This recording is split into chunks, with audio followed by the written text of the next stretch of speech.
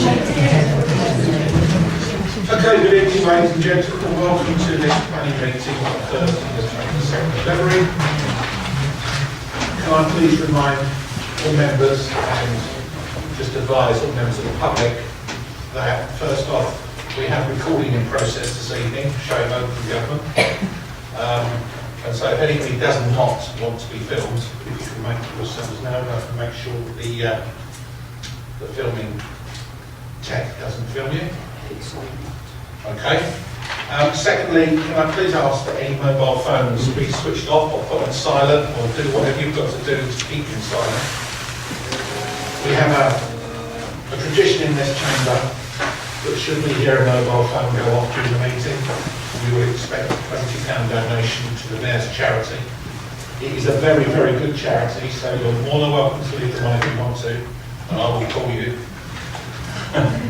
But please, please turn them off if you don't want to be fined.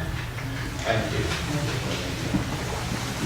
We don't expect any fire alarms this evening, but if the fire alarm does go off, we need to use the fire exit here and there, and we gather in the top of the car park. Thank you very much. Agenda item 1 is apologies for absence. And received, thank you. I've seen Councillor Hayden in the building, so I think it's possibly just left. Agenda item 2 is to approve the minutes of the previous meeting of the 18th of January. Are there any questions of accuracy on those minutes? And I have a move for their acceptance. Councillor Angel, seconded by Councillor Mrs Mackenzie Boyle. All those in favour, please show. Thank you very much. That's carried. Agenda item 3 is declarations of interest. Yes. Yes. Item 5, government edge at the legal room. Okay, thank you. Are there any, Councillor Birch? Item 10, I'll get early. Oh yeah, you do, don't you? I was wondering if you do.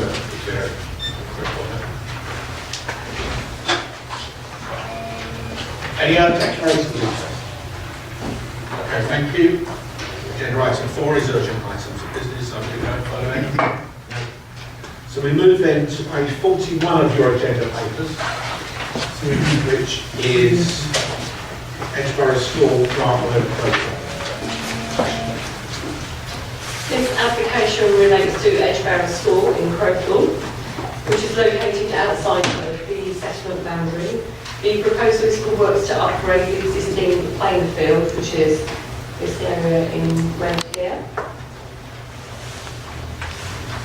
So that it complies with Sport England and Football Association guidelines. The works include the importation of inert material to increase levels and the installation of drainage. The school considers that the existing excessively sloping pitches and poor surfaces will not encourage further sports participation and sporting excellence. Furthermore, the proposal will allow for senior rugby and senior football pitches. Please note that the site plan shown on page 41 of the agenda does not show the extent of the haulage route, and that's shown on page 44 of the agenda and is up on the screen at the moment. The application is before the committee as more than 5 objections have been received and members visited the site last Saturday. So this is the proposed haulage route from Sandhurst Road into the school, and then this is the scout hut and the former sixth form building, and then it will continue towards the entrance from Grant Road, across the school, and then onto the playing field. This is an aerial view of that haulage route, and here you can see the existing playing field and the school buildings. So if we have a look at the plan.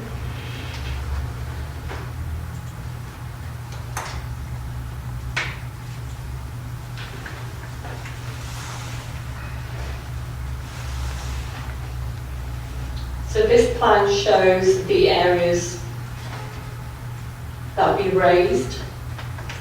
So to the south will be the area of greatest increase. So this area will be between, the increase in this area will be between 3 metres to 3.64 metres. And then this lighter green area, the levels will be raised between 2 and 3 metres. And then in fact, in this area here, which is at its highest point, that will be actually cut. So there'll be a cut of 1 to 2 metres in this area here.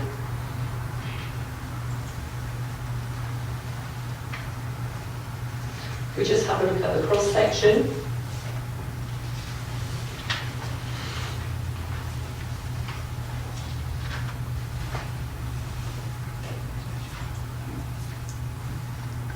So if I zoom in on the cross section, showing the cross section from north to south, and then you'll be able to see the existing and the proposed levels. So the existing level is the black line, and then the proposed level is this dotted line here.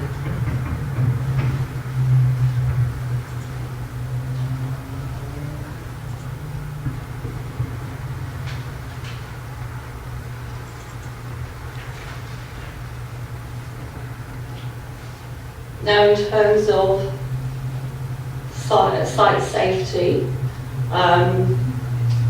this is the second part of the haulage route, and here we can see some acoustic barriers, temporary acoustic barriers, which will reduce the noise from the activity on the site to the residential properties to the north. And here we have a public footpath that crosses the site, and there'll be signage in this area here.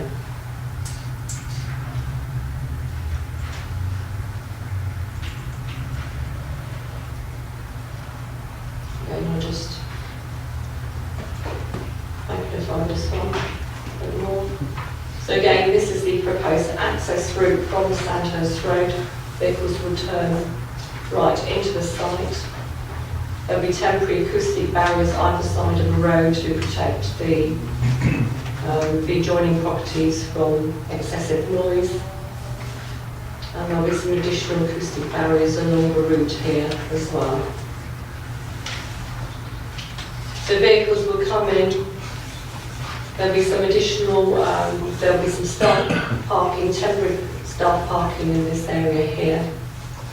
And then vehicles will continue, there's a passing bay there, cross through along the route, and then continue to the other side of the school. So that's a view of the existing playing field. So again, we can see the changes in levels, particularly at the edge there. And another view. So again, we can see the level changes across the site. This is the access into the site, and then this is part of the proposed haulage route. And again, these arrows show where these photographs have been taken from. So this is the area where the passing bay would be located.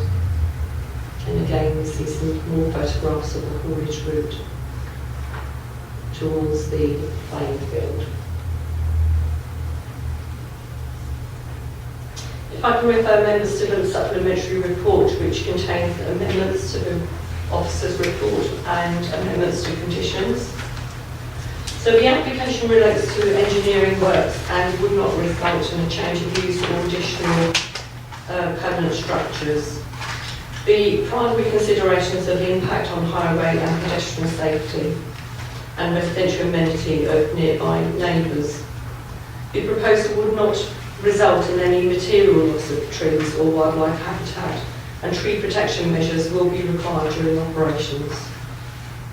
The haulage route has been amended during the course of the application in response to public concerns, and now is proposed from Sandhurst Road using the existing school access, as opposed to the access via Pine Hill Road and Grant Road, as was previously the case.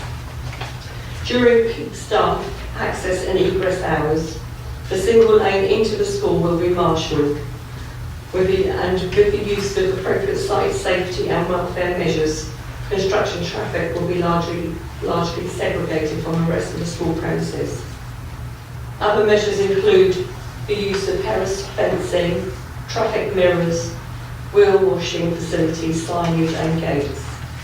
The Highway Authority raised no objection to the proposal subject to conditions, and hours of delivery to the site will be restricted, with no deliveries between 8:30 to 9 a.m. and 3:15 to 4 p.m. during term time, which would coincide with school peak hours. It's estimated that there would be 31 deliveries a day. In terms of impact on residential amenity of the nearest properties, the nearest properties are likely to be affected by noise and dust, and as such mitigation measures are being proposed in the form of acoustic barriers and dust suppression measures. Deliveries and levelling works will be restricted to 7:30 to 5, Monday to Friday, and the Environmental Health Officer raises no objections to the proposal. In light of these comments, the recommendation is to approve the application, subject to the conditions on pages 52 and 50 to 54 of the agenda, as amended by the supplementary report. Thank you, Chairman.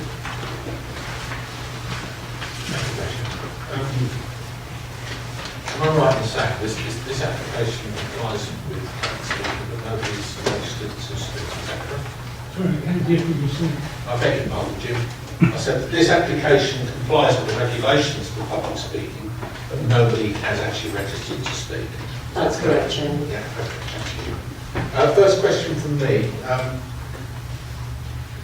I may be being overlooking something, but there is a time scale on here that says that this has to be started as normal within 3 years of any planning permission being granted.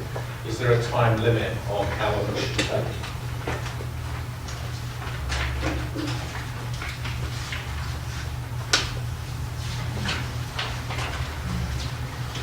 So I'll just check the conditions. However, it is estimated that it will take 12 months to complete the works based on the estimated deliveries that I've referred to.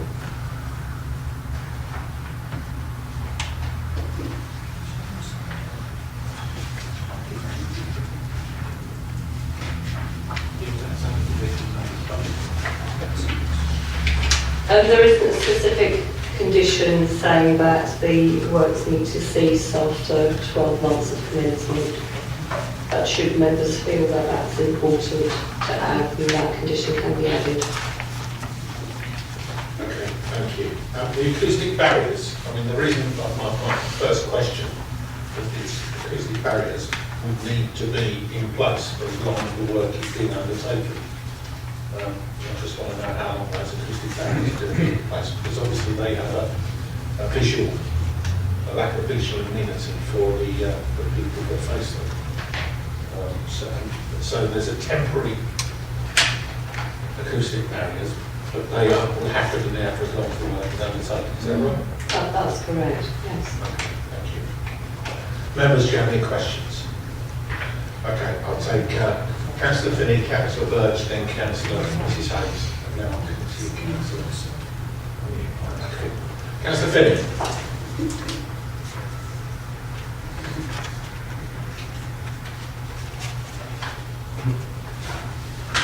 I don't know about anything. Can I first of all ask, have the times been agreed with the school? Because I'm worried about the children. I mean, it's a very short spell of the morning. When people arriving, they're saying no. My understanding is that the applicant has been in consultation with the school. So I assume that they have been agreed. I would like, Mr. Chairman, not to be assuming, I think we as a council should make sure the school happens. You know, if you look on the yellow sheet, you'll see on the yellow sheet, but it's rather faint, I think. But on page 2 of the yellow sheet at the top, it shows the restrictions. Although it's from 7:30 till 5 o'clock. What I'm asking is, has that been agreed with the school? Okay. We'll find out. Well, the answer is we don't know. I'm afraid I'm not the case officer, and therefore I can't confirm that. Our concern in this project is the safety of children. Absolutely. And that's why I'm they're very short term. The other thing in question is compaction. There's no mention in the paper about compaction. Can the officers advise? Jim, is your mic not working? No. Over parts of the haulage route, so for example, where the haulage route goes through parts of a woodland, then geotextile webbing will be put down. And also concrete, in one place there will be some concrete slabs where it crosses over some pipes which are fairly deep. Okay. Councillor Birch. Thank you. The worked access proposal report shown on the website, etc. I couldn't work out, and in your response, you made a quick reference to passing places. Could you show, and the indication was one only. Could you show me where these vehicles will be passing? I'm assuming they're not all going in one direction, one way or down, and then all in one or the other way.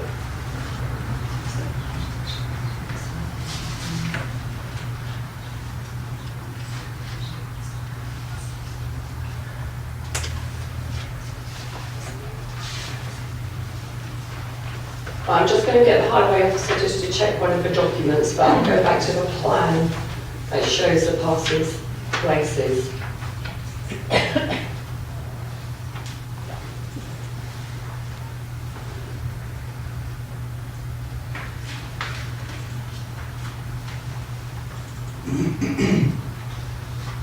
So there's room to pass in this area here, and there's a passing place here as well.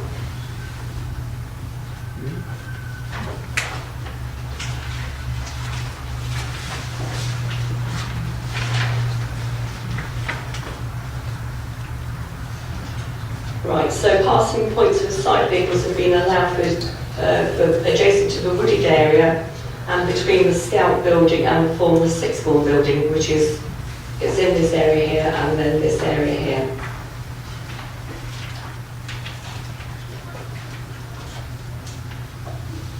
Okay. Councillor Mrs. Hayes. Notwithstanding that page 53, number 11, is stating that this is 12 months period and I'm looking at lighting. And it says, no external lighting shall be installed on the site or affixed to any building on the site except in accordance with details that have been first submitted. Has anything been submitted? Because there will be an awful lot of requirement during the winter periods. This is a lot of movement of material. What lighting is being placed there? I don't think we've got any specific details of the lighting, but just going back to one of the questions that was asked previously about the 12-month period, condition 3 does restrict the activity to 12 months. Yeah, it's the second, so it says developer shall notify the local planning authority in writing within 25 days of commencement of works, and then it goes on to say within 12 calendar months of the notice period provided to the local planning authority, the levelling of the field authorised by this permission shall cease, and the whole road shown on the block plan shall be removed and the land over which it's extended return to its former condition. Thank you. Condition 9 considered refers to the acoustic barriers being in place. And have you got an answer to Councillor Mrs. Hayes' question? Yes, I did say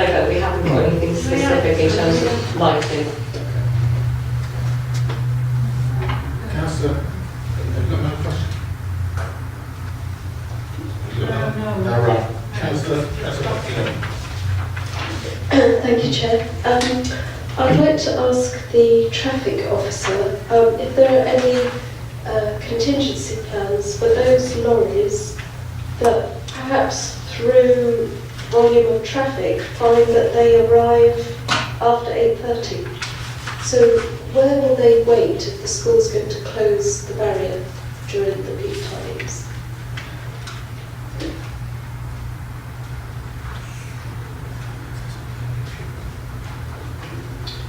Thank you, Chair. I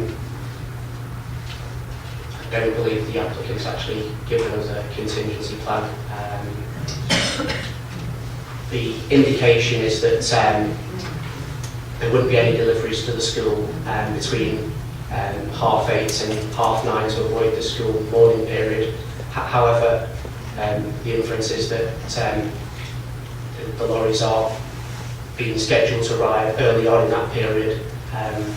Though clearly if there is a problem, then lorries will have to find somewhere to wait on the surrounding road where there aren't any parking or waiting restrictions.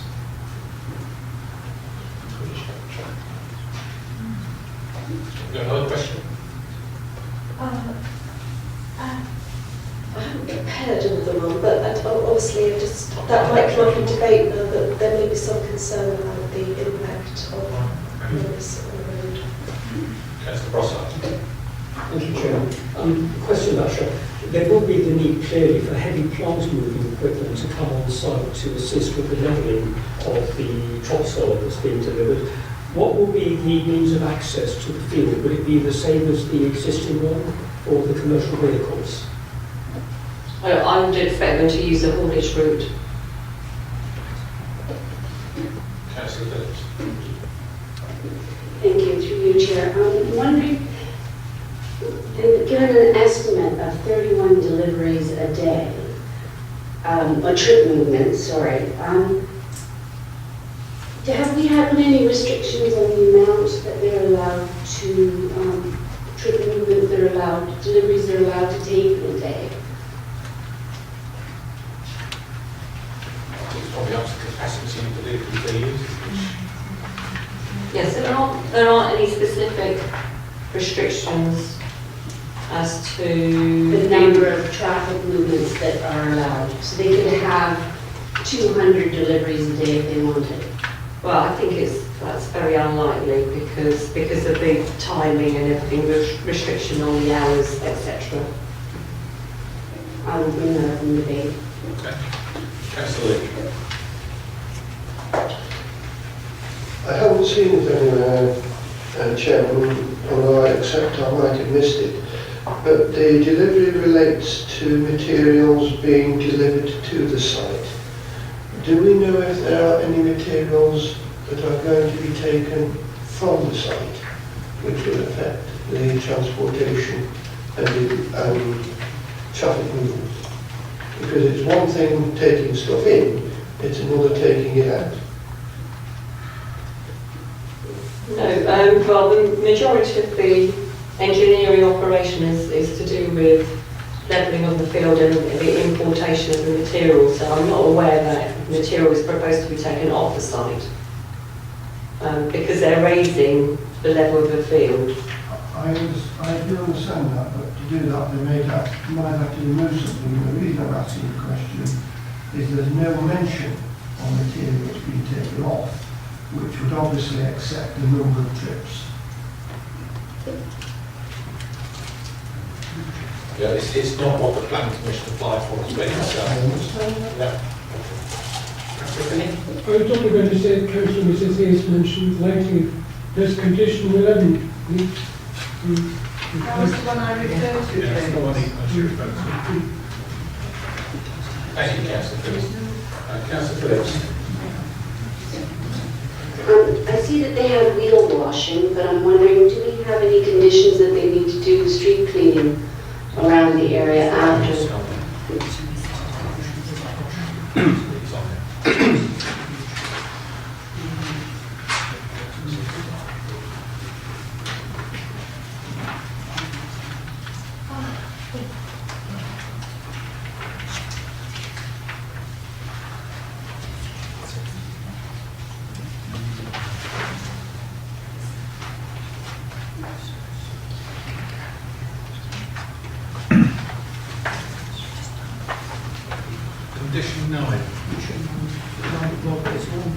Yeah. Oh, No, sorry, it's on page 50 and it's 9.40.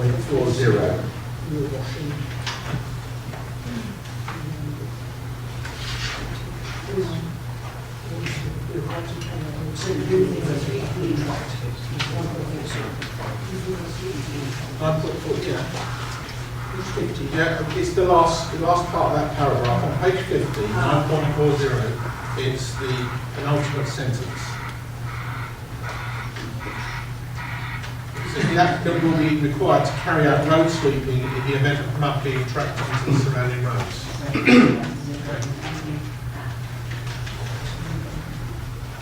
Councillor Angel. Mr. Chairman, question really comes back to the vehicle movement. I'm sorry, but I just don't understand. Are we saying that they could be delivering 31 trips per day for 12 months on this site? Am I understanding that right, or is it 12 months for the completion of all of the works?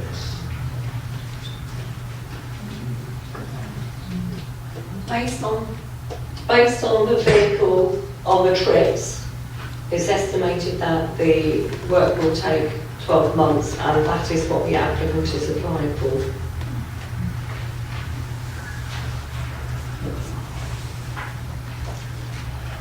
Councillor Egan. Thank you, Chair. I'd like to ask, are the officers, firstly, thank you very much for the site visit on Saturday, which was very informative. It was because of the site visit we were able to determine that some of the ground that the lorries will be passing on was particularly boggy, particularly on the approach to the playing field. So there's a field there. Are the officers happy that these heavy vehicles carrying a lot of waste, won't actually sink in a bog at certain times of the year?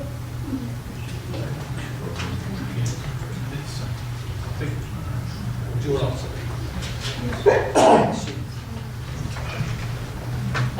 Right, in these areas here, there's going to be a ground guard protection matting. So there will be some extra protection to the ground in these areas here, just before the playing field. And that matting will enable a heavy vehicle to pass over boggy land from it? Because it was particularly wet on that field. Yes, it's yes, a small area of green land. Yeah, it should do.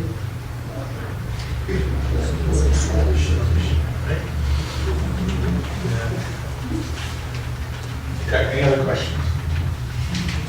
I've got one other question. In the report it says that there will be marshalled street control measures to reduce the speed limit of the lorries to 5 miles an hour. Is that something that these marshals will be able to control? How will they tell what's 5 miles an hour, what's so fast of it?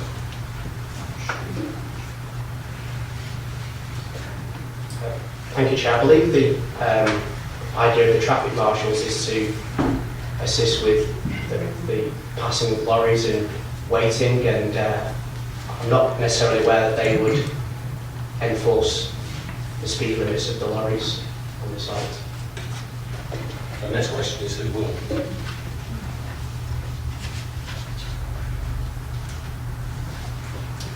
Okay. Well, it's down to me to move the officer's recommendation, which is on page 52 as amended by the yellow sheet on pages 1, 2, 3. If I have a second. Councillor Finney, thank you. This application is for levelling of the playing field for one of our schools. And I understand that the major concerns on this application are to do with highway safety and impact on the neighbours, because that's what most of the questions have been about. I think our officers have worked with the applicant on this to mitigate the highway safety impact, especially as it applies to the children, insofar as restricting the hours outside of the major times when children enter and leave the school. we will hear to what your debate has to say. Councillor Finch, you wish to speak? I wanted to say I thank members for coming along to site visits on Saturday. I don't quite agree with the officer about this traffic management, but I think it's very important what these people do and what's on the site very strictly, because I'll be insisting on that traffic management scheme being held very strictly. Because it's our main concern is the traffic in the street and the safety of the children in particular, also the adults. But it gives the school a wonderful facility. Thank you, Councillor Finch. Does any other member wish to speak? Right, I've got Councillor Birch and Phillips. Okay, Councillor Birch. Thank you, Chairman. I will not be supporting the motion. I went on the site visit and I was horrified. It's the only word I would use at the route that is proposed. I was somewhat, notwithstanding all the hard work that's obviously gone on between applicant, school and officers, I cannot see how this route can be in any way classed as safe for the people, the young people in particular, and that make their way to and from that site during term time. In paragraph 940 on page 50, the comment that causes me concern is these measures should minimise the conflict between construction traffic and general school traffic and children. Should, Chairman, not good enough. Possibly might do, not good enough for me, I'm afraid, and I do hope that members will also support that. Then I come to the point that was made about lorries waiting. When you put a time restriction on lorries delivering, and this is going to come from the heart, because I've got a development at the top of my road that has a time restriction on the lorries actually entering the site. It doesn't limit them parking outside my front door at 6:30 and 7 o'clock in the morning, all the way down the road, waiting to go on the site with a full load and engines running. So, whilst it may be a nice condition on paper, the opportunity for lorries to back up and to be trying to find somewhere safe to park until it opens, that has not been looked at. The impact on the surrounding community has not been looked at. And as someone, as I say, that suffers from that oversight at the moment, I cannot and will not support it. The issue of lighting, I thought, was an excellent point that had been overlooked, because when it's as light as it is at this time of year, it's not going to be an easy site to get onto, and to do the work, and lighting is then going to be required. And if it's done by way of an amendment, because they're halfway through filling the site, I think now is the time we should be considering that. So I will not be supportive on that. The other thing, we speak about street cleaning, which a lot of these conditions are not policed. And one of the things, street cleaning, was on the application that was done at the top of my road. What we get is a man with a barrow and a shovel and a brush coming out the front, going down the road and sweeping up masses of rubbish and stones and mud that goes on the road. That is not my idea of the right thing. So, given all the points that I've made, there is absolutely no way that I can support that. And the proximity of these large vehicles going through that entrance where there are young people and with their heads down reading their latest phones and so on and so forth, I'm sorry, there's still no consideration, in my view, of that narrow entrance where youngsters still go down and will be going down at 8 o'clock in the morning and will stoop, because I drive past it and there's youngsters heading to school at that time of day. No, I'm sorry, this is poorly thought through. I certainly will not be putting my name to it. If there isn't a blue sheet, I have drafted a suitable refusal of members, I hope possible. Councillor Burke, Councillor Phillips. Thank you. Having in the ward where I am with playing fields and polo grounds being levelled to certain heights, I have concerns related to traffic movements that will be occurring on the site. We have three playing fields that will be raised by at least 3 meters with, I estimate that they're saying the 31 movements a day would be 5 lorries every hour. In my experience, there's a lot more than that come through in an hour where I am.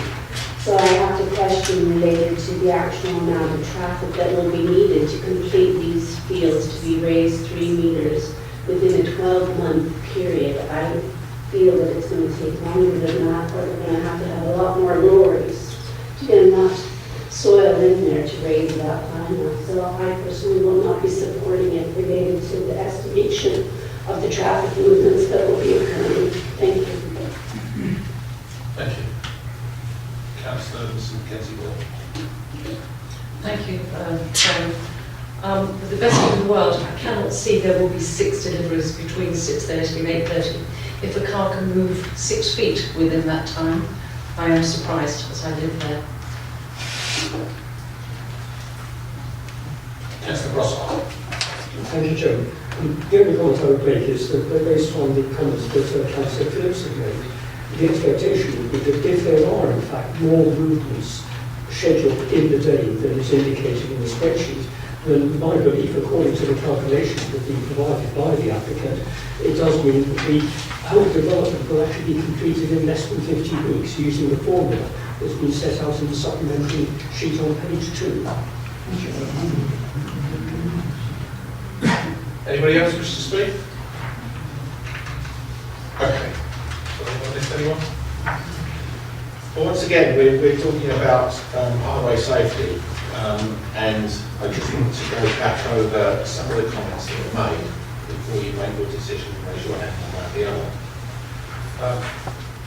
With regards to lorries coming and going and having to wait to enter the site, should this happen, when we're looking at planning permission, we have to look at what the existing permission is for the use of any of our properties or roads. And at the moment, there is no restriction on any lorries waiting or going down any of these roads that surround the area anyway. So if they do choose to sit and park alongside by the roads, that is outside of this planning permission, because there's no restriction on those roads at the moment. It's just a fact that they are public highway. With regards to the lighting, you will see that on page 53, is it 53? 53, number 11. Thank you. It says no external lighting shall be installed on the site or affixed to any building on the site, except in accordance with details that have first been submitted. As we have had no details submitted, then therefore, unless there are details submitted after this planning permission, then they can't fix any lighting.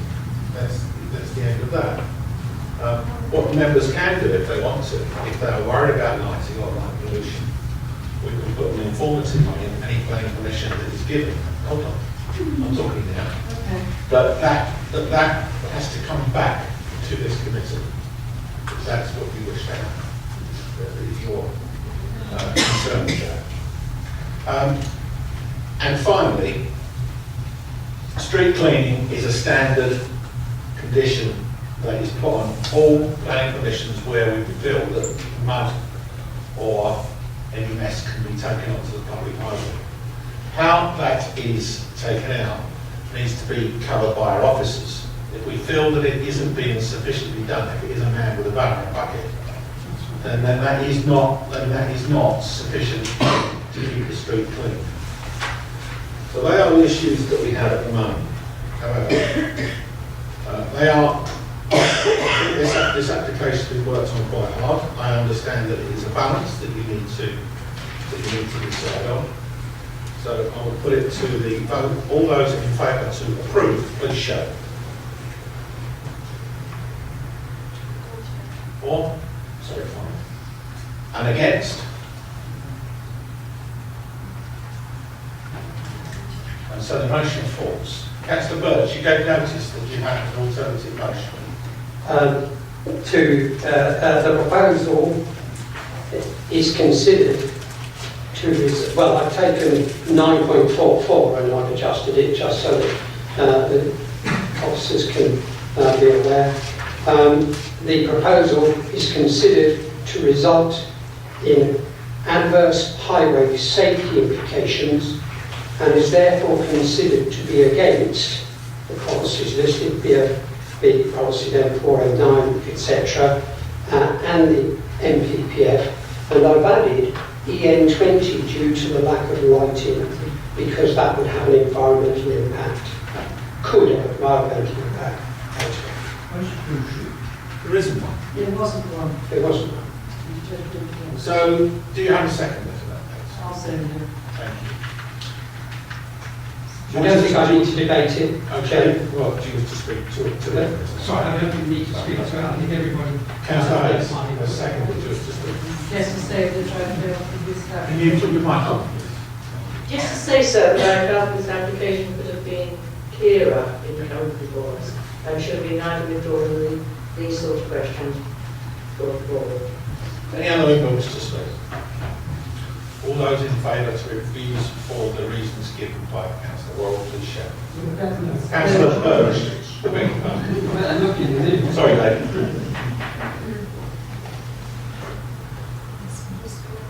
Eleven against. Motion is carried.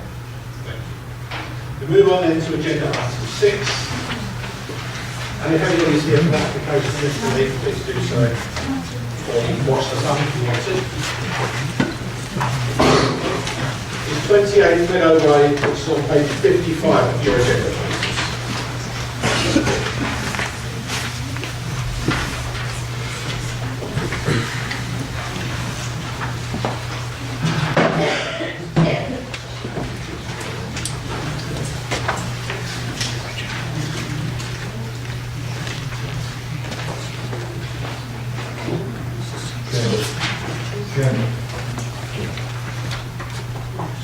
Yeah, you're coming back in now, Cliff. That's it. Thanks, mate. Okay, let's move on. 28 Meadow Way, Basher. This application relates to a site on the northeast side of Meadow Way, and the proposal is for 2 pairs of 3-bedroom semi-detached houses, so a pair to the front and a pair to the rear, following the demolition of the existing bungalow and detached garage.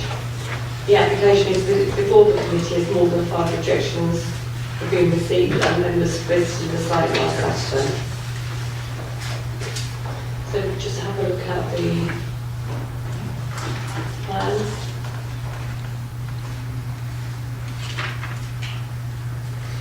So this is the pair that would be provided to the front of the site.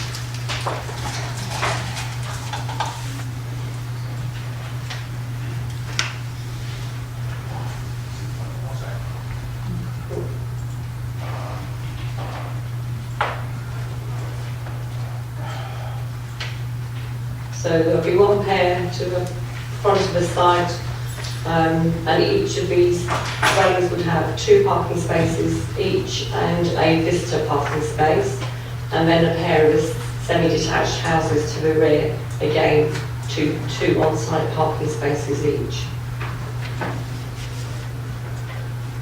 We'll just have a look at the proposed elevations.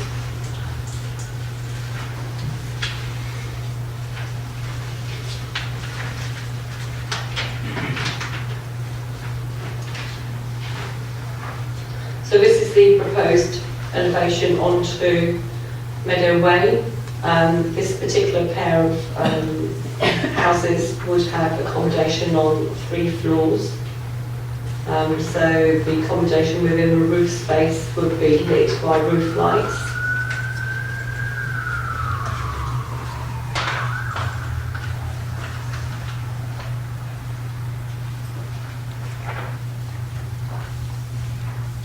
And then this would be the front elevation.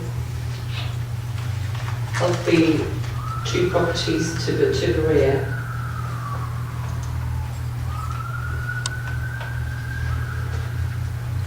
So the maximum height of the pair of semi-detached houses to the front would be 9.2 metres, and the maximum height of the ones to the rear would be 7.6 metres in total.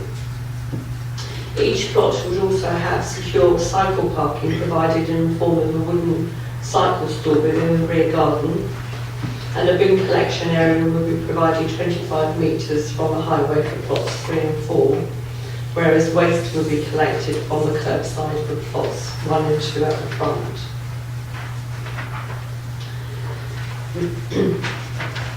If we just go back to the layout plan, just to have a look at it in context.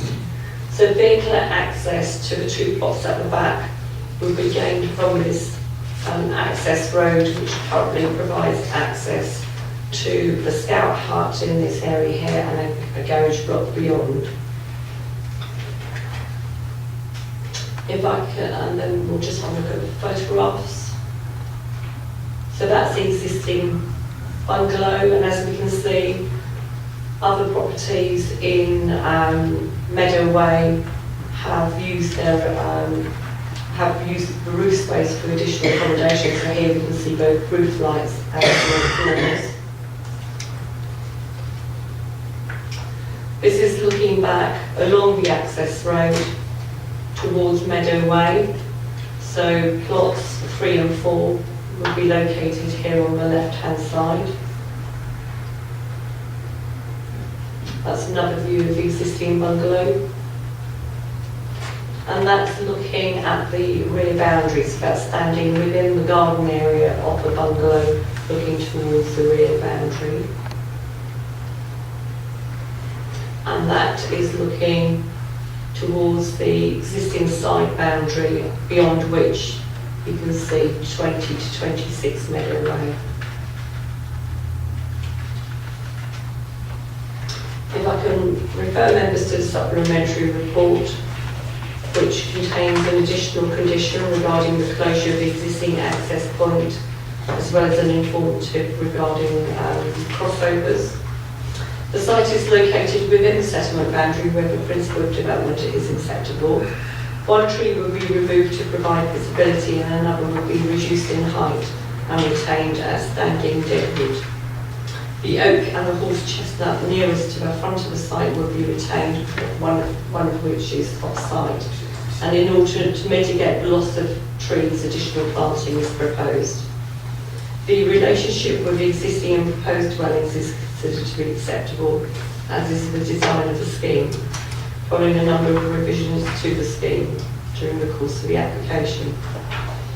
It's considered that the new dwellings would assimilate well into the local area. In terms of parking, as I mentioned, each of the 3-bedroom houses would have 2 on-site parking spaces in accordance with adopted parking standards, and 1 visitor space would be provided overall. The Highway Authority raises no objection to the proposed access or the parking layout.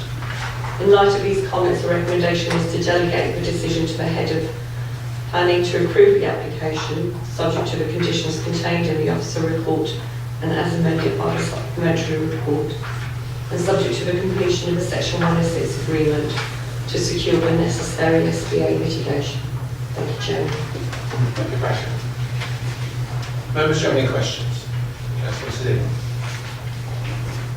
Thank you, Chair. I would like to ask the highways officer. Plots 3 and 4 have no visitor parking space. What does the officer think would be the impact of visitors parking on the unadopted road?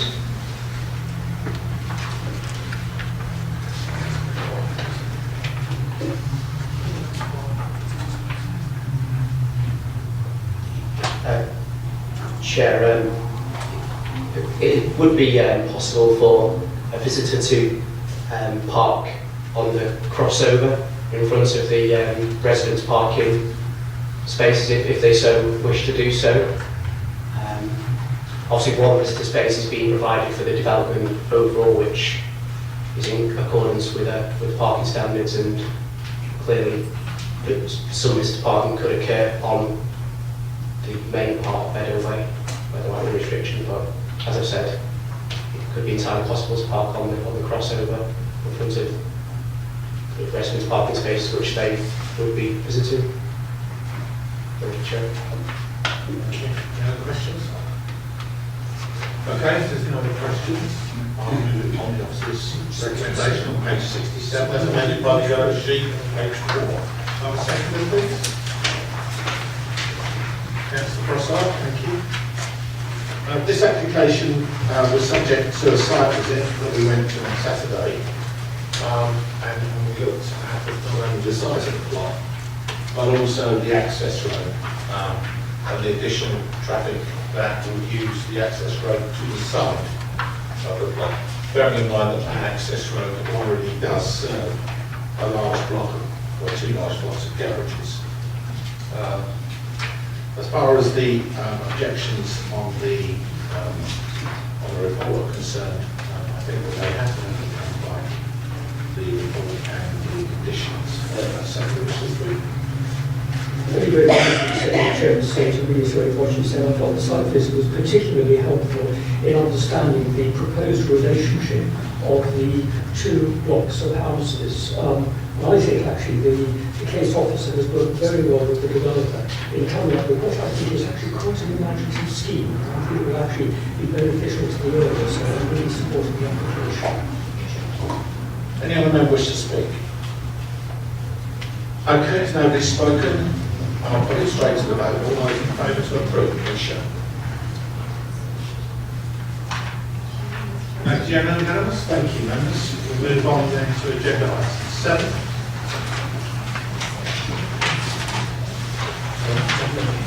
Yeah, anybody want to leave, please feel free. This is the Blue Line Broad Lane.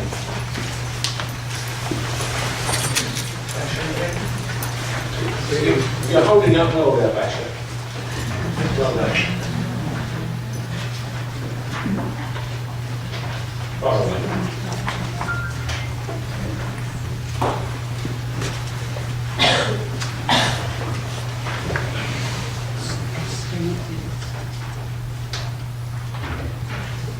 This application relates. What's going on?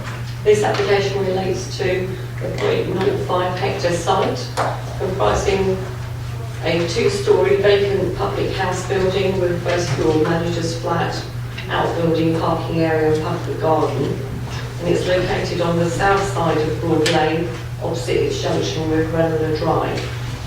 The proposal is for redevelopment of the site to provide 12 two-bedroom flats within a 2.5-storey building with associated parking, bin store, etc. The application is before the committee at the request of Councillor Dudley, and members visited the site last Saturday. So if we just have a look at the site layout.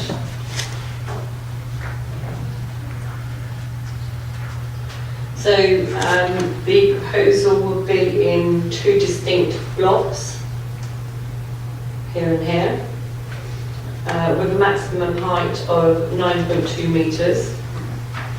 All the four ground floor flats would have an amenity area immediately to the rear, yeah. And the upper floor flats would have a rear balcony. And the improvements would be made to the vehicular access, which would be in the same location as the existing access, just here on this side of the building. A 2-metre wide footway would also be provided to the front as well.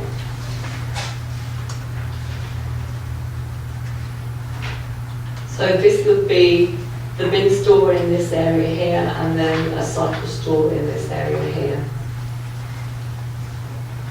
We just have a look at the proposed elevations.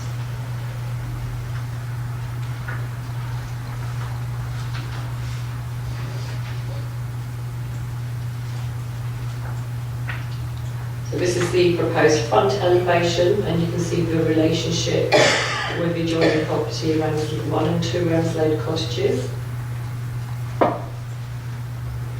And then this is the rear elevation, so you can see the balconies for each of the flats, and then the amenity areas at ground floor level.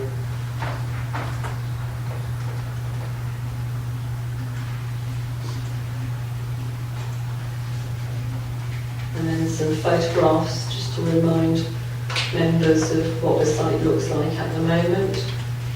So that's the side elevation looking at the rear elevation, and then here we can see 3-storey development within the parks.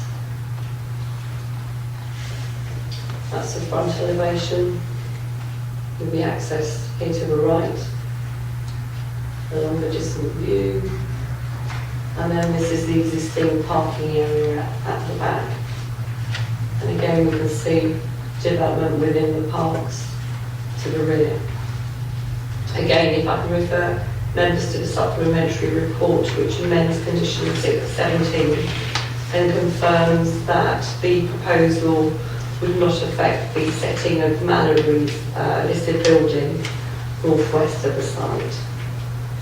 The site is within the settlement boundary where the principle of development is acceptable, subject to no adverse impact on the living conditions of neighbours and future occupiers, or impact on the character of the area and highway safety, etc.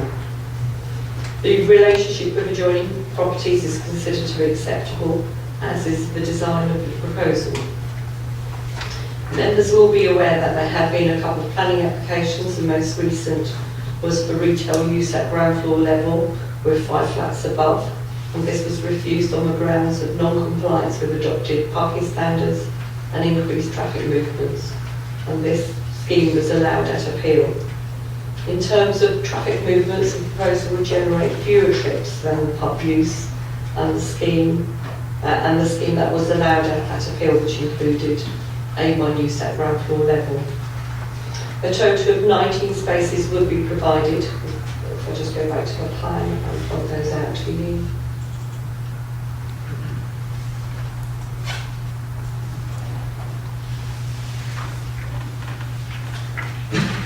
So here we can see a total of 19 spaces.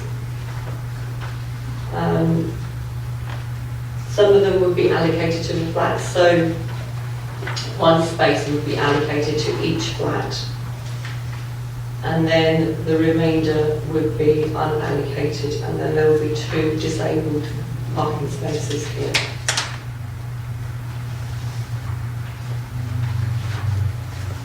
So whilst there is a shortfall of 7 spaces, when comparing this to council's adopted parking standards, the parking standards need to be applied flexibly, and taking into account the site's location, close to the town centre, bus station and train station, and the most recently available census data for the local area, which recorded average car ownership of 1.17, the proposed parking is considered to be acceptable. Significant weight has also needs to be given to the most recent appeal decision relating to the site, which the applicant can implement, where there was a shortfall of 11 spaces, which is greater than that proposed under this scheme, which the appeal inspector found acceptable within its location, and the need to apply parking standards flexibly. In light of these comments, the recommendation is to delegate to the head of planning to approve the application subject to the conditions in the agenda and as amended by the supplementary report and the section 106 agreement to secure SPN mitigation. Thank you, Chairman. Thank you, Basha. Members, do you have any questions? Councillor Mrs Hayes. Basha, show me where the waste is. In this area here. Demonstration, in what area? By there. And how big an area is that? Yeah. Yes. I can measure it for you. I haven't measured it to date, but I can measure it. I would think it's going to be very tight, that area, and I can see the trucks will be having problems trying to turn as well. Within 25 minutes, is it? Yeah, okay, yeah. Thank you. That's the Hague. Thank you, Chair. Generally, in Bradford Forest, we have parking issues. This doesn't conform to our parking standards, that's correct, isn't it? That's correct. Which seems to be a principle which goes against a lot of other things going on in the borough at the moment. And that really does make me feel very uncomfortable. The question is, does it conform to parking standards? No. Any other questions? Councillor Angel. Chairman, I wonder if you can just give us some indication of how far this site is from the actual town centre and the bus station. So I don't think it's that close, is it? I don't know if anybody knows the area, it's just down Broad Lane from the Horsey Road. Yeah, what I'm driving at, it's not a short walk to the town centre, and yet we're indicating here in this report that the parking is acceptable because of its proximity to the town centre and the station. My estimate would be that it's not more than 10 minutes walk from there to the bus station and the railway station. Yeah, the issue is, Councillor Angel, that if you look on page 81, 9.23, and you look at what the inspector said in the previous application, it kind of cuts the wind out of ourselves in respect of that. Councillor Mrs. Massey. Thank you. Can I go to the cycle spaces? Is it really 30 cycle spaces? Is it really what, sorry? 30? 81, page 81. Penultimate travel.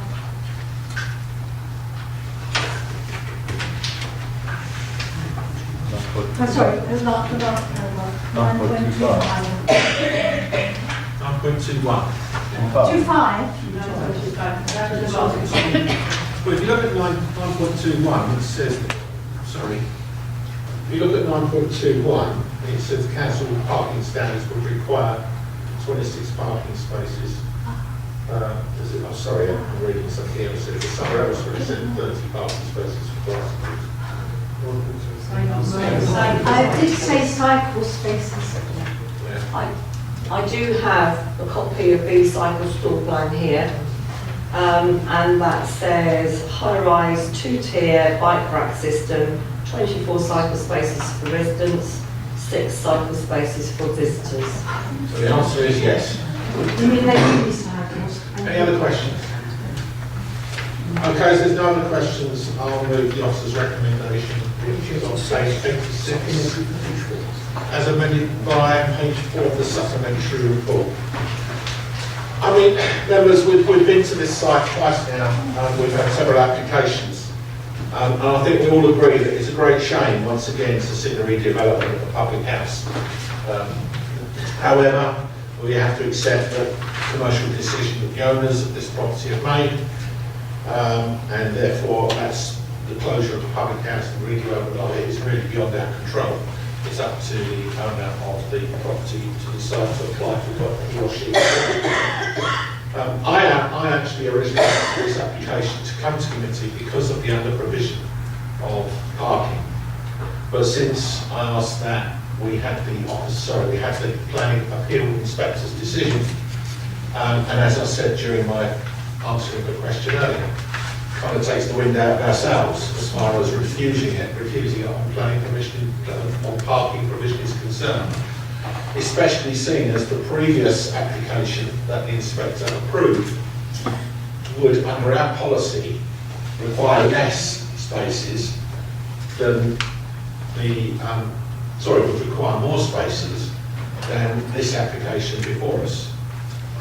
So therefore I see that there would be no grounds to refuse this application on parking provision.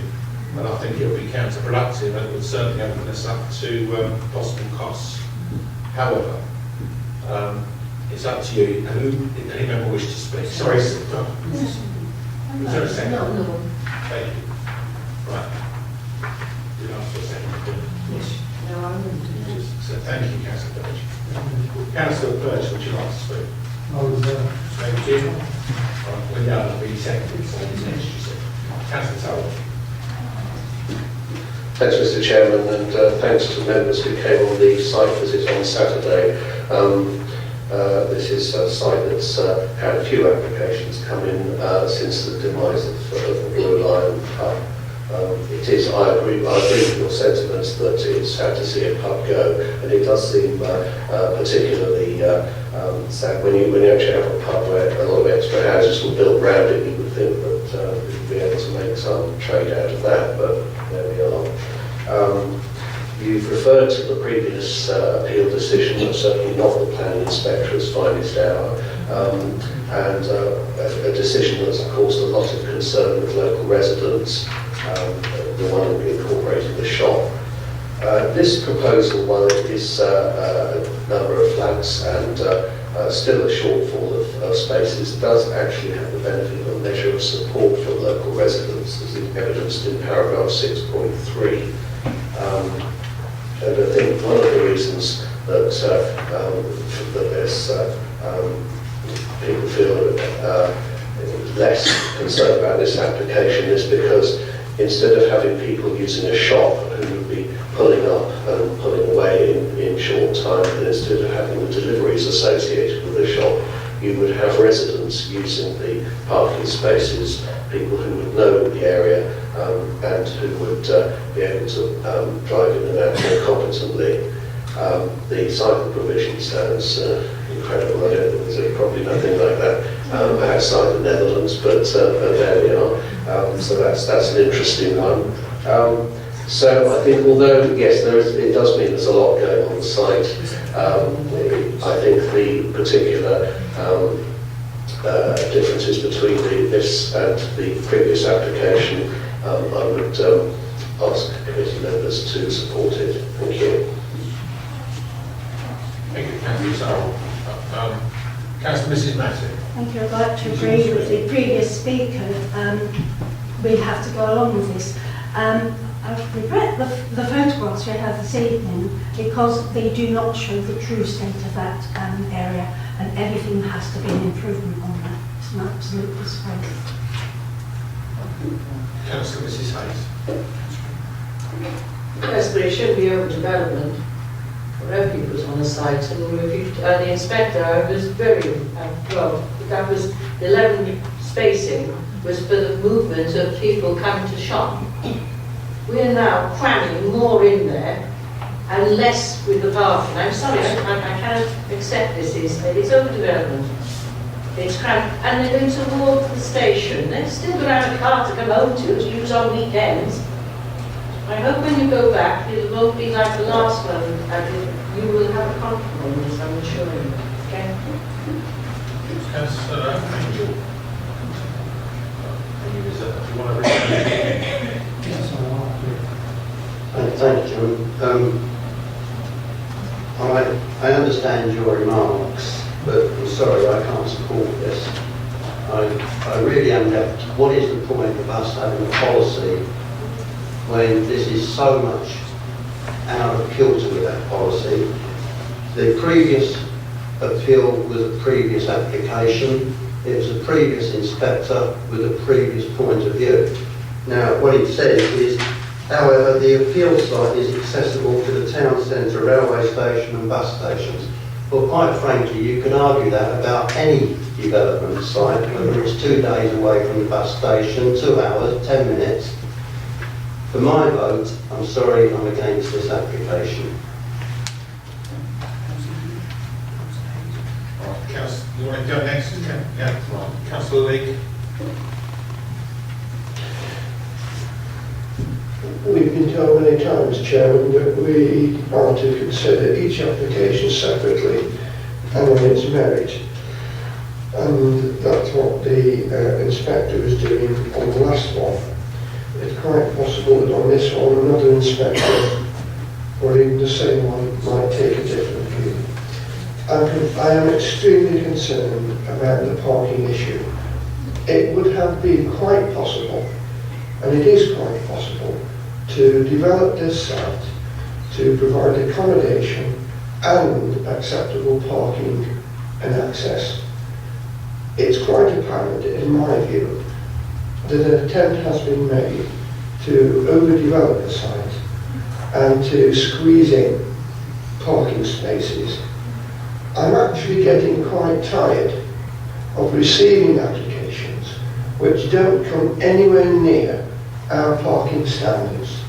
And all it's delivering, in my view, to other developers is, well, perhaps we can get away with it as well. And quite honestly, we have these parking standards, and when you look at them, they're not actually that high. We talk about our parking standards, and we've got them, and we have to work with them. But they're not very high.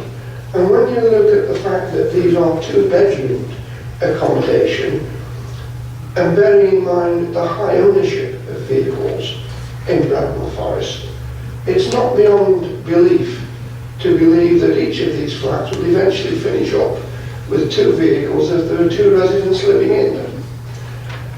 I believe that we must stick by our parking standards, and for the inspector to say they're accessible to the town centre, when for most people they would use the town centre not for the bus station or the railway station, they would use it for shopping, and they'd take their car. And for that reason, I believe that this application should be refused. Thank you, Councillor. Thank you, Chair. Having a ward also close to town centre, we know that one of the big issues of our residents is parking. We often criticise our own parking standards, and here we are actually accepting that they're too generous. The principle, I can't support it at all, because it's actually adding or encouraging a problem that we actually had across the borough. Councillor Birch. Councillor Lee, can you turn your mic off, please? No, I'm sorry, I'm not used to it. I'm not used to You're it. used to working now. Thank you, Chairman. It's very easy to believe that our parking standards and our parking policies can be interpreted on its own merits for this particular application. I would really like to support previous speakers on that and see this refused.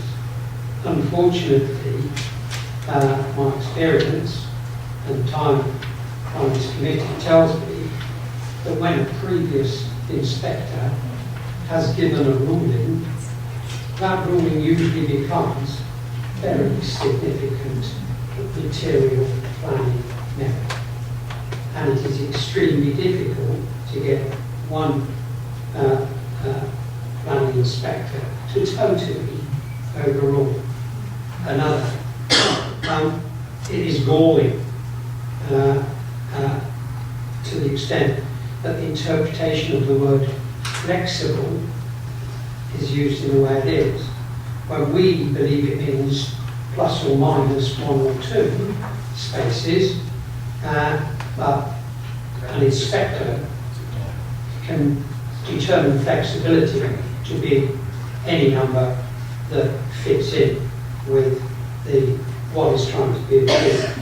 So whilst inside me, my heart, I'd love to be supportive of the previous speakers' refusal. The cold hard facts and the experience of this, and the fact that there is an extant commissions, etc., etc. I believe the right decision on this now is to approve. Any other members to speak? Okay, I'm going to sum up and try not to repeat what Councillor Birch said, but the fact of the matter is, this application is 7 parking spaces below our parking standards. The previous application that was approved on appeal was 11 parking spaces under our parking standards. And that can still be built.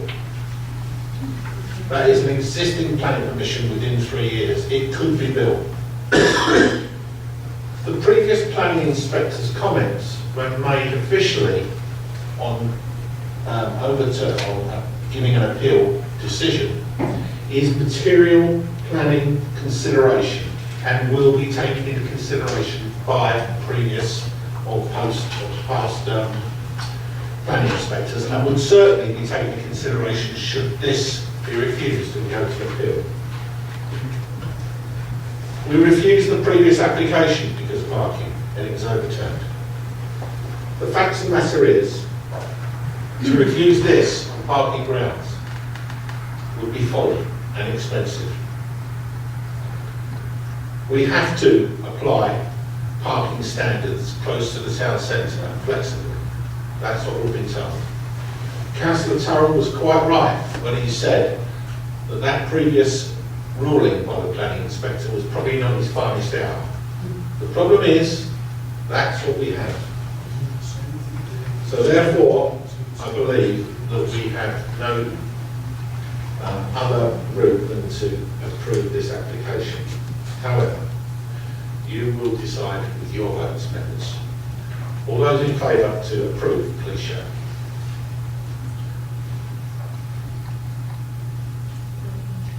And those against? 4? Thank you. The motion is carried. We move on then to agenda item 8, which is downstairs.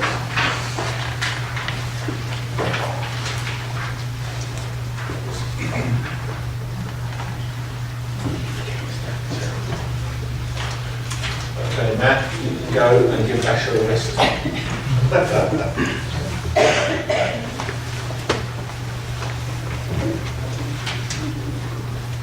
Thank you, Chairman.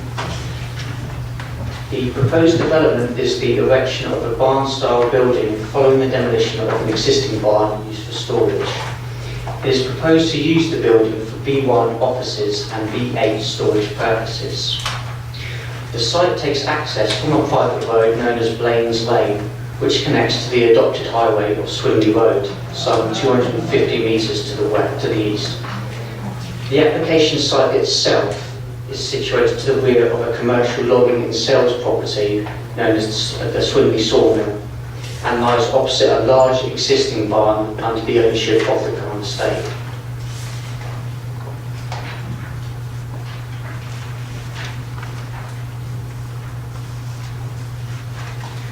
So the proposed building would be sited here, and you can see the outline of the existing building. The remainder of the application site will utilise existing hard standing for the parking and turning of vehicles.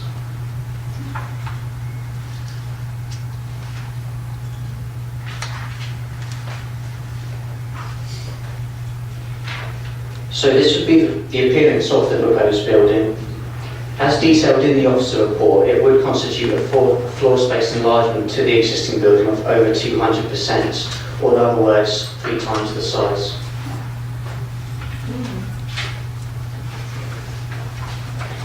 And then here you can see a more detailed plan of the parking and turning layout, including in respect of lorries.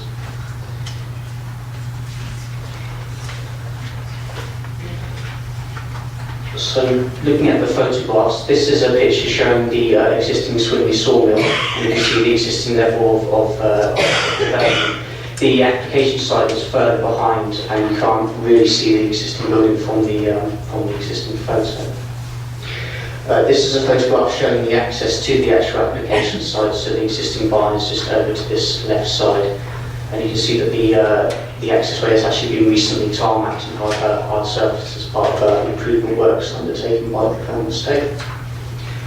This is a picture of the existing barn that lies directly east of the application site and is notably larger than the proposal. And this is another photo showing the undeveloped forest land to the rear of the site, and that's the edge of the application site there. And then this is the application site itself with the existing building, and there's another building here which is proposed to be retained and not part of the application. And then lastly we have a couple of close-up photos showing the the current condition and state of the existing building.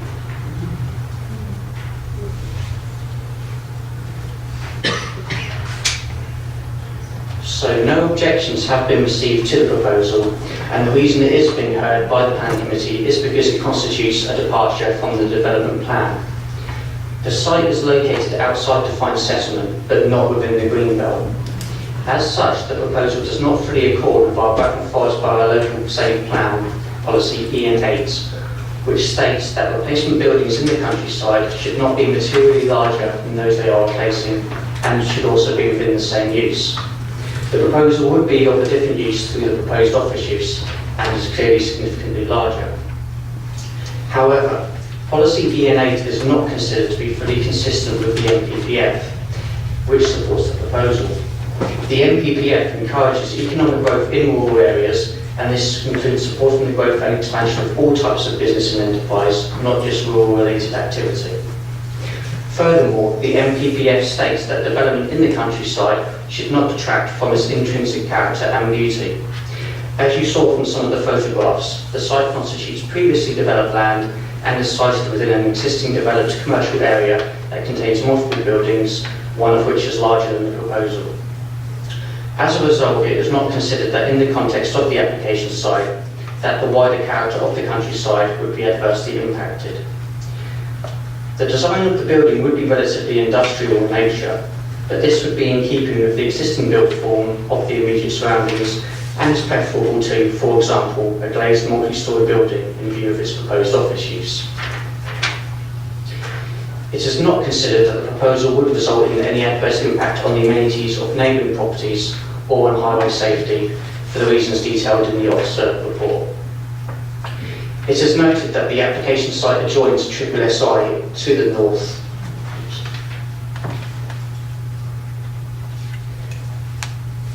So just to clarify that the SSI starts over here to the northwest.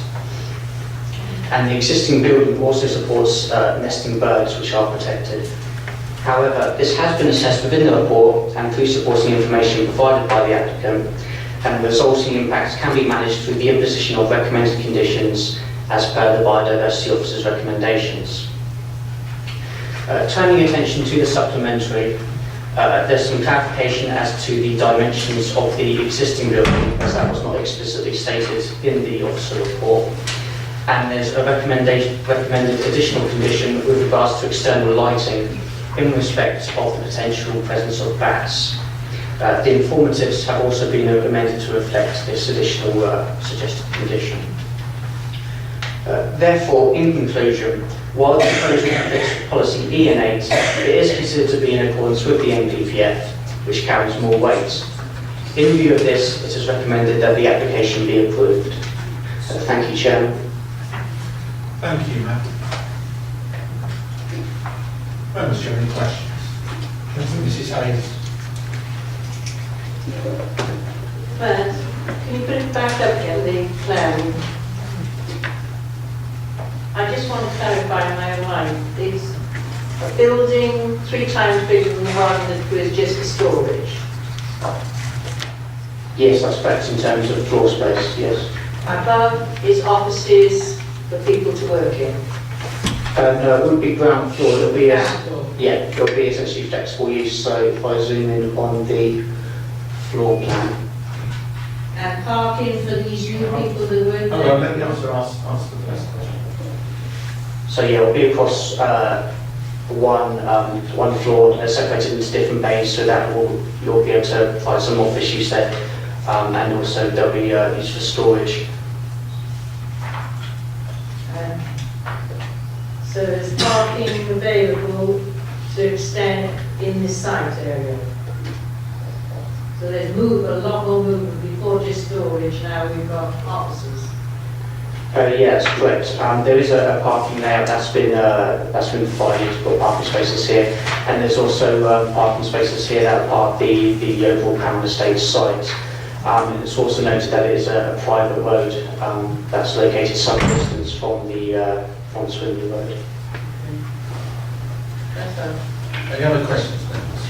Councillor Thompson, I'll come to you, Councillor.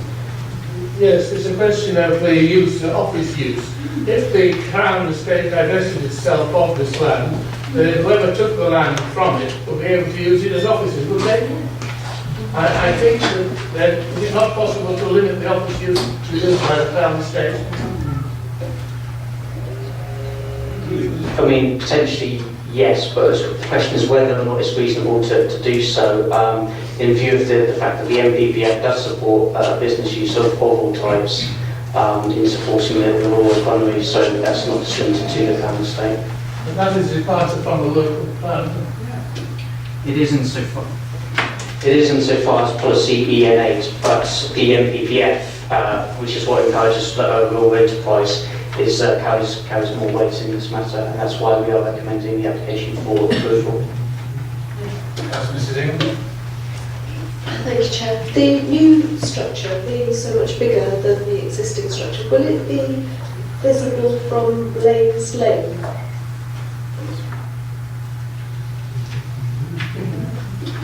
Yes, so it's possible that you'll be able to see it from the private road of Blaines Lane, which is this road here, but it wouldn't be visible from the nearest public highway of Swinley Road. Councillor Mrs. Hayes. Can I ask a cheeky question? You can ask whatever question you like. Doesn't mean to say you don't answer.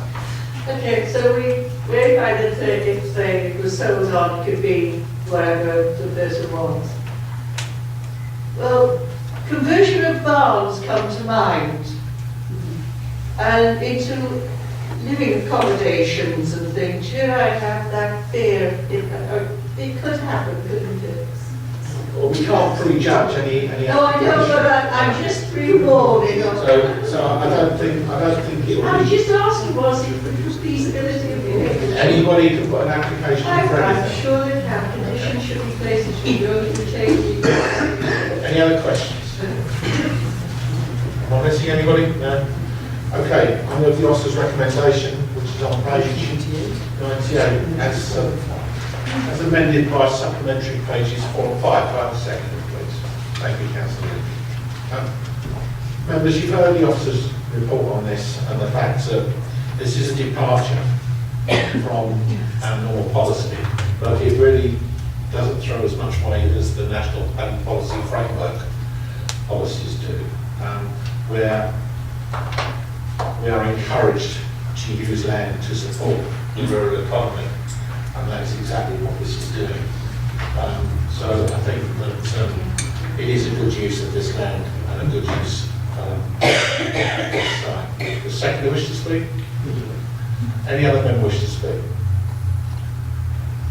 Do you want to speak? Nobody else is speaking. All those in favour to approve, please show.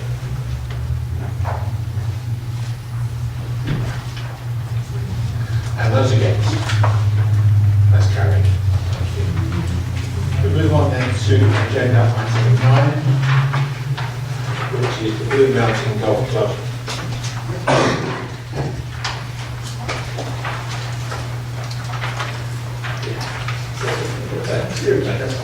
Barbara.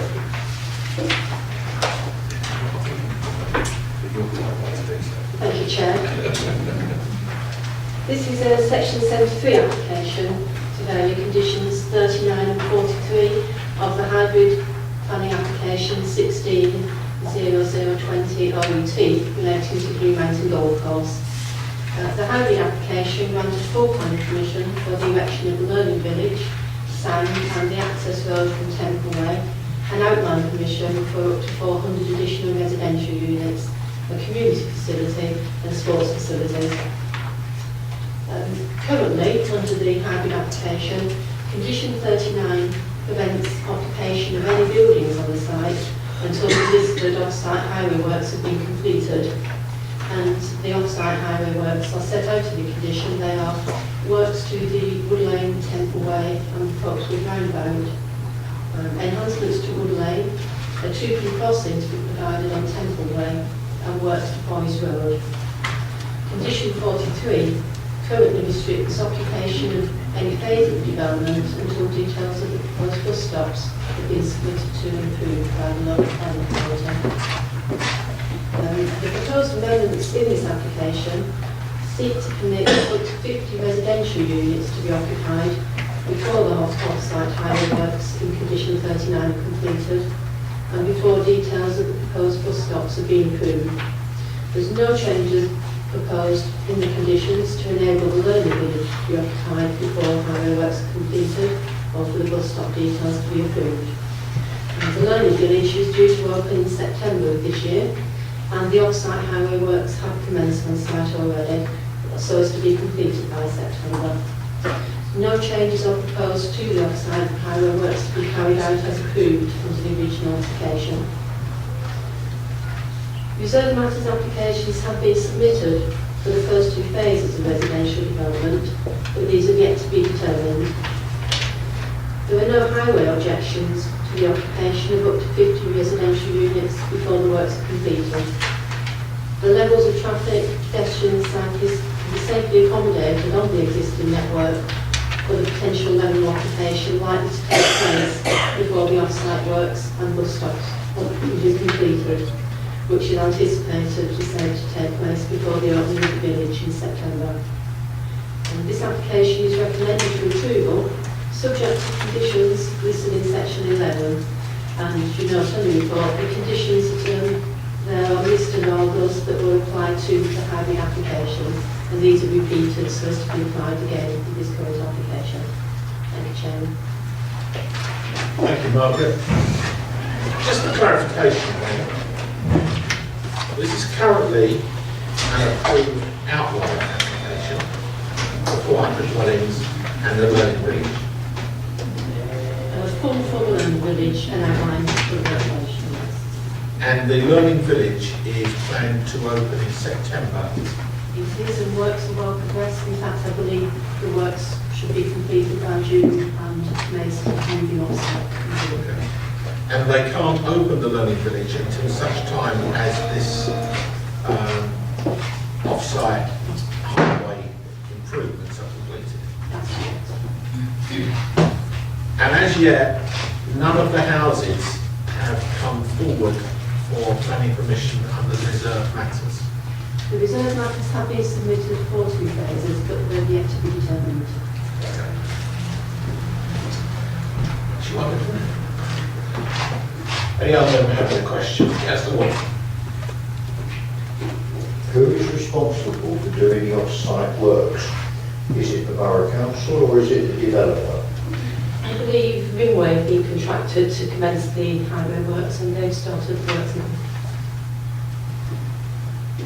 Any other questions? Okay, there's no other questions. I'm going to put you the recommendation, which is on page 106 of the report. There's no supplementary on this one. Seconder, please. Thank you, Councillor. I'm a little bit puzzled actually, because I think we're the best in the world without having approved reserved matters, which is the design and layout and everything else of the houses. They can't build those houses, then they've got to sell them. And to do that before September would take quite an exercise.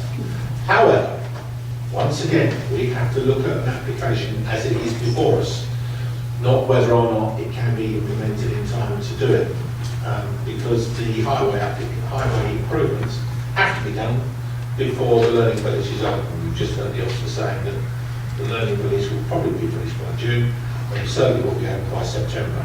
So the highway improvements will have been done by that time anyway. But we have to decide applications that come before us as they come before us, and so therefore we've done so. Second wish to speak? Thank you. Any other member wish to speak? Councillor Lee. I'll not repeat what you said, Chairman, because I would have probably have said much the same thing in different ways. I can see no reason to vary the original condition that was put on. And it was put on for a reason. That reason still stands, and I see no point or valid reason for altering it. Any other member wish to speak? Councillor Burke? So, is anybody coming up with a blue sheet on that then? No. Well, I haven't received one. Okay, thank you, Chairman, because I think, could you just, in summing up, or perhaps clarify again, that the varying of these conditions is to allow 50 dwellings to be built before... Be occupied. Occupied, so before off-site works go on. And the chances of those 50 being occupied over the next 6 months, say, is nil, slim. So why are we being asked to vary the conditions? Is there an actual impact, an adverse impact on the learning village in this case? And are we in a situation where a developer is seeking to leverage that impact on the learning village to their own advantage? Any other members to speak? Okay. Why the developer has asked for this, I really don't know.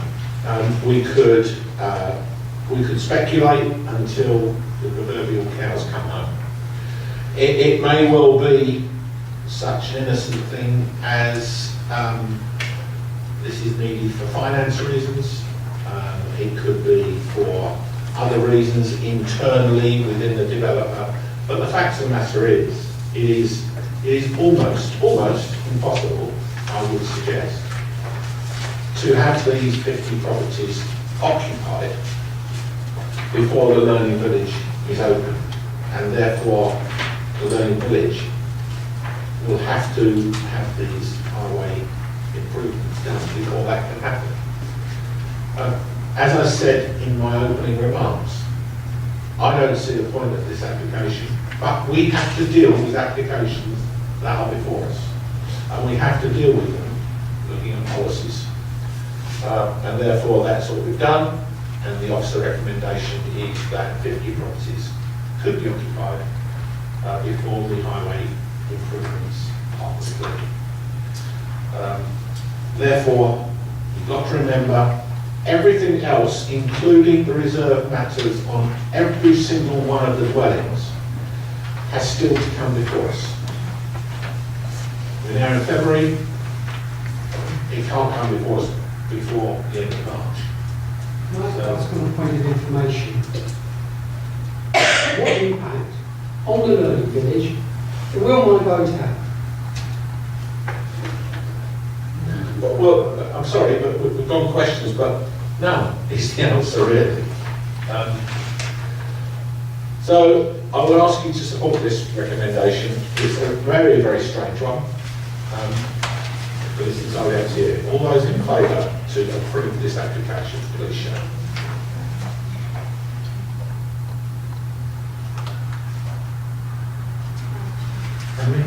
Thank you. Against? Motion's carried.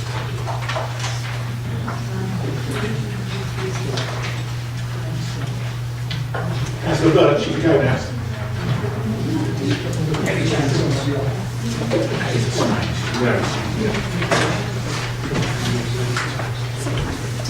Lovely to see you. Lovely to see you.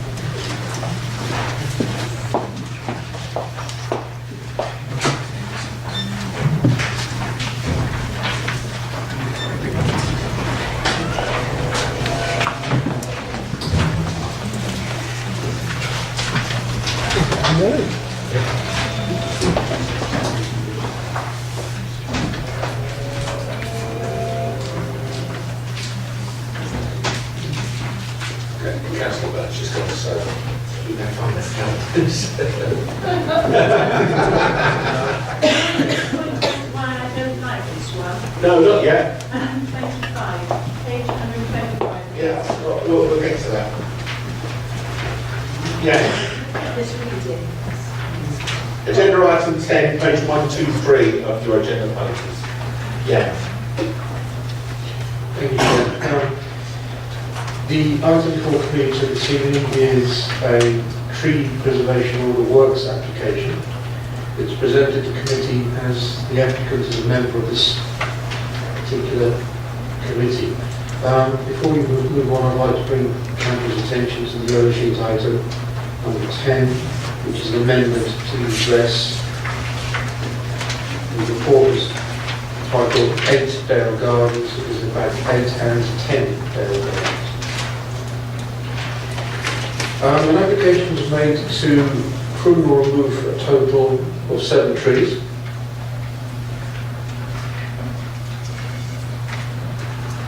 At 8 Dale Gardens, as members can see on the screen. That map is more detailed. It shows the total number of trees. The arrows indicate the direction of the following photographs that will be presented. In summary, the majority of works are acceptable, other than an excessive specification to crown lift and a thinner number of trees. The application to fell the one tree is uncontested, as it is of limited amenity value and there are some structural weaknesses. The pruning to maintain the trees was given due consideration by the tree service because of certain locational issues. Photograph 1, I draw members' attention, shows the trees from the front of the house. To the left is the rather splendid beech, followed by the holly and the other trees receding into the distance. Trees as seen from the rear elevation of the property, looking down the garden. These trees are actually within the grounds of 10 Dale Gardens, the neighbouring property. This simply shows the northern aspect of the property, of the house itself, closest to the trees, and the applicant asked me to point out the maintenance issues in respect of the proximity of the trees, and because of its aspect, the moss-laden roof and the gutters, the way they fill up with detritus. The last photograph is a close-up of the beech, by far the largest and oldest specimen there. For members' information, their informative has been attached to have this tree tested internally because of suspicion of internal decay, which may leave the whole tree, which is about 25 metres tall, as a suspect structure. I draw members' attention to the centre of the base of the tree facing you in this photograph. That actually is dead bark, and behind that you would be able to, with a sharp implement, probably push into the wood. The question is how much sound wood is based around the remaining, should we say, cross-section of the tree. And about a couple of metres up, you can just see in that dark area the fork. This is a twin stem tree. That fork is exuding moisture, which is an indicator of either it's pooling water in there and overspilling, or it is actually a decay pocket. So all in all, that particular tree needs to be carefully looked at. It may not be sustainable for that much longer. Returning to the other trees in question, the holly tree, as depicted on the centre of the above photograph, is also a twin stem specimen with a highly suspect fork and is being slowly suppressed by adjoining trees, including the beech.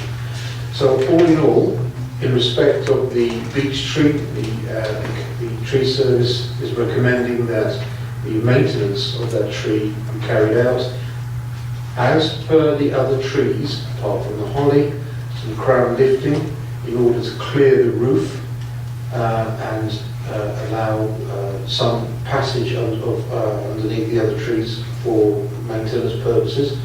But the application has exceeded what is the normal specification as per British Standard 3998, which is the standard which the tree service applies in the maintenance of trees. An excessive pruning regime will leave pruning wounds on the tree which could prone potentially to decay, as well as a rather curious phenomenon where if you crown lift the tree too much, it actually becomes potentially unstable because in high wind it oscillates more than as if it had a lower canopy. In other words, it swings around in the wind far too much, and if it reaches a certain frequency, it can actually damage or upheave the tree. Lower branches actually, would you believe, don't allow that phenomenon to happen. So, all in all, the report recommends approval in part, refusal in part. Mr. Chairman, that's as much as I can offer you at the moment. Thank you very much, Ian. So, members, just like to, before we open to questions, just like to direct you to page 126, which is the officers. And I think unusual to look at an officer's recommendation before we go into debate, but just look at the officer's recommendation, which differs from what the applicant actually applied for. Are there any questions? Yes, Councillor Skinner. Do you want to put the microphone up? Sorry, thank you. On the beach, do you have any idea of what sort of angle that has on it? Because that really looks as though that's leaning quite heavily to me. The tree is generally regarded as upright. There is a slight lean towards the, let's get this right now, probably the southwest, possibly up to 5 degrees. Any other questions? Okay, so there's no other questions. I'm going to move the officer's recommendation as laid out on page 126 inside your papers. Just with the supplementary amendment, which is an amendment to the address of the application, but no other material changes. But a seconder? Thank you. Mrs. Ian. I'd like to thank the tree officer on this application for going and looking through this application so thoroughly. And it's quite interesting, isn't it, that some of the informatives have come out of this recommendation in addition to the application so far that internal inspections are conducted on that beech tree we saw that looked like it had decayed. And so therefore, as nobody's spoken against this, I'll ask the secretary if she wishes to speak. Okay. Any other member wish to speak? All those in favour to approve, show.